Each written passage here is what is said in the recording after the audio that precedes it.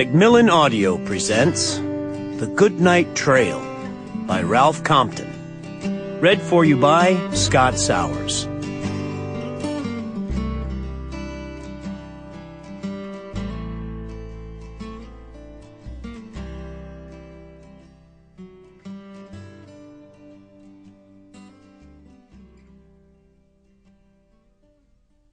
Chapter 1.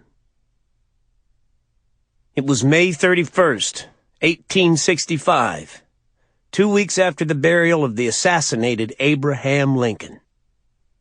"The first day of June, 1861, said Brazos Gifford, was when I joined the Rangers. If the Confederacy and Texas had hung on, tomorrow would have been the end of my enlistment." "Your enlistment," said Will Elliot, "ended the 15th of last month at Appomattox, along with mine." "I don't aim to hang around any longer," said Benton McCaleb.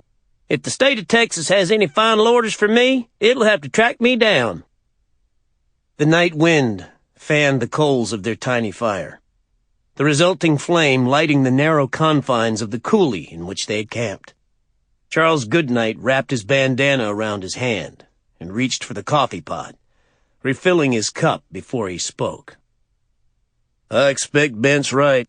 God only knows what's going to happen here in Texas. Within a year, maybe sooner. I'm looking for the South to be fully occupied by Union soldiers and camp followers."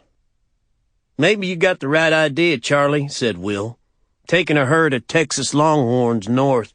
But it's been 5 years. You reckon there's still enough of your herd to make a drive?" "I reckon," said McCaleb.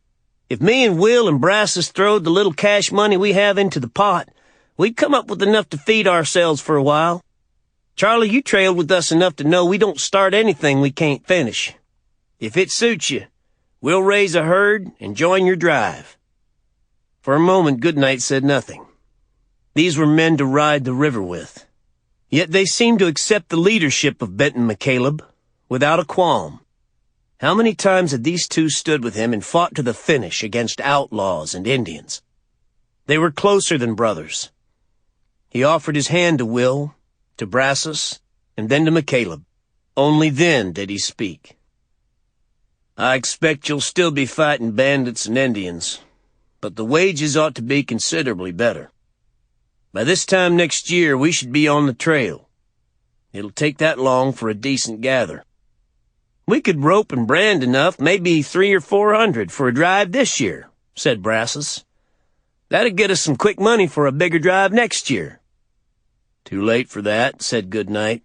"By the time we get to the breaks, the trails to Kansas and Missouri will be crowded with small herds. Texans won't waste any time getting these cows to market. Suppose you fight the swollen rivers, Indians, and rustlers, but when you reach trail's end, you find the prices drop from $15 a head to $5 or $4. You don't dare hold out for better prices because there's other herds behind you. There's no graze for your cows, and as more cattle arrive, the already low prices may go still lower. So what do? "Take what you can get," said Brazos. "Precisely," said Goodnight. "I aim to avoid that trap by driving west into New Mexico, north to Fort Sumner, and as far as Colorado Territory if I have to. I want money, but I want range, too. We'll be blazing a new trail into virgin territory, to a range untouched except by antelope, buffalo, and elk. We can hold our herds for a year if need be, fattening them on new grass. Colorado is mining country. Men lusting after silver and gold don't have time to raise cows, but they have to eat, and they have money to buy." "You purely know how to start a man's blood pounding," said Will Elliot. "I'd sooner be shooting Indians and thieves in New Mexico and Colorado as here on the Texas border, especially if the wages is better." "At least," said Brazos, "we don't have to cross the Red River." "No," said Goodnight, "but with the route I have in mind, we'll ford the Pecos twice. Once at Horsehead Crossing, and again at Pope's Crossing, somewhere in southern New Mexico territory. While we don't know what dangers may be awaiting us, I doubt we'll encounter anything we haven't faced." Sample complete. Ready to continue?